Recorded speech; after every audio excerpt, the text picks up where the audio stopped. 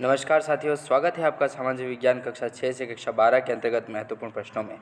ये आपके जो भी क्वेश्चन है ये बेस लेवल है, आपको पहले से ही पता है। ये नींव जो है आपके कॉम्पिटिटिव एग्ज़ाम्स के प्रश्नों की, वो यहीं से पुटअप होते हैं। तो देखिए, प्रतियोगी परीक्षाएँ जो आगामी रीट, पटवार, LDC, CET, RS मेंस में भी यहाँ से क्वेश्चन उठाए जाते हैं। ठीक है, तो आज हम महत्वपूर्ण प्रश्नों के बारे में बात करने वाले हैं। तो देखिए, भाग 1 जो भूगोल है वो हमने कंप्लीट कर लिया था। इसके सारे अध्याय हमने देख लिए थे। सामाजिक राजनीतिक जीवन भी हमने सोल्व कर लिया था और हमारा चल रहा था भाग 3 इतिहास।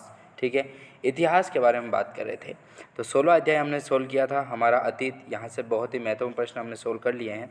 आपने अभी तक इन वीडियोज़ को नहीं देखा है तो आप डिस्क्रिप्शन में इसका मैंने आपको पूरी प्लेलिस्ट दे रखी है, वहाँ से आप देख सकते हैं। तो देखिए, बिना टाइम के बाद शुरू करते हैं। इतिहास के अंतर्गत 17वां अध्याय वैदिक सभ्यता एवं संस्कृति। वैदिक सभ्यता एवं संस्कृति। ठीक है, पहला प्रश्न आता है, देखिए महत्वपूर्ण।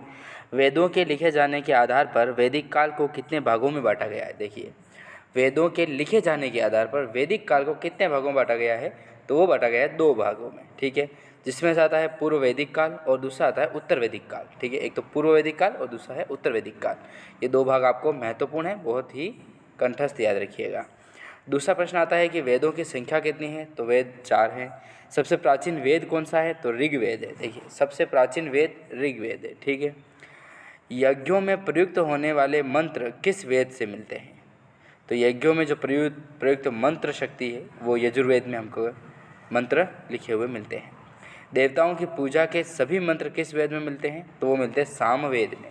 सामवेद देवताओं से संबंधित है, यजुर्वेद यज्ञों की प्रयुक्त मंत्रों से संबंधित है। ठीक है, और सबसे प्राचीन तो ऋग्वेद है।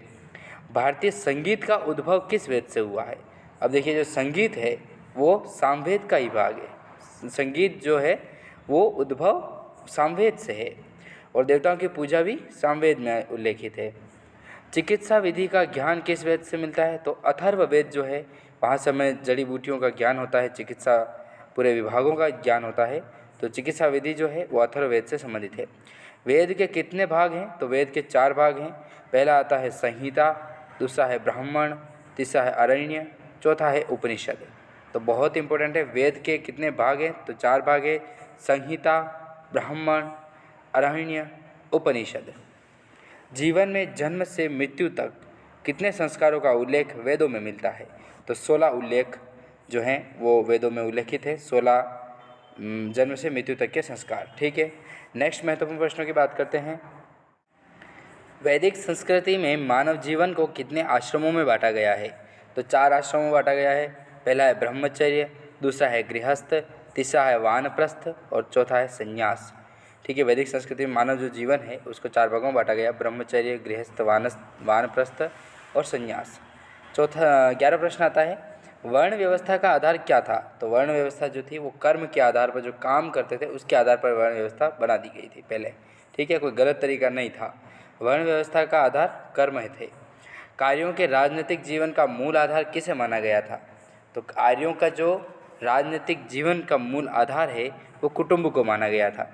वैदिक संस्कृति में कुटुंब शब्द किसके लिए प्रयुक्त हुआ था, तो कुटुंब जो है वो परिवार के लिए प्रयुक्त हुआ था। 14 प्रश्न आता है कि कुटुंबों से मिलकर क्या बनता था, तो कुटुंब अर्थात परिवार जो है वो परिवारों से मिलकर गांव का निर्माण होता है। तो ग्राम जो है वो कुटुंबों से मिलकर बनता था। ग्रामों के मिलने से क्या बनता था, तो ग्रामों के मिलने से विष का निर्माण होता था। ठीक है, विष का मुखिया कौन होता था, तो विष का मुखिया विषपति होगा। ठीक है, आप याद रखिएगा, गांव से जो ऊपर जो भी होगा, जैसे अपने पंचायत समिति जो होती है उस तरीके से विष थी पहले। ठीक है, और विष का जो मुखिया होता है वो विषपति होता है।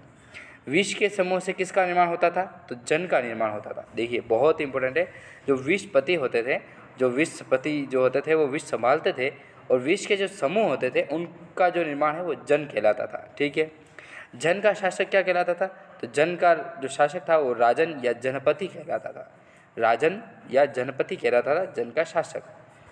आर्यों का मुख्य व्यवसाय क्या था, तो कृषि आर्यों का मुख्य व्यवसाय था। वैदिक काल में खिल्य भूमि किसे कहा जाता था, तो बंजर भूमि जो है वो खिल्य कहलाती थी। वैदिक सभ्यता में व्यापारी को क्या कहा जाता था, तो व्यापारी को पणि कहा जाता था। जो भी व्यापार करते थे उन्हें पणि के नाम से जाना जाता था।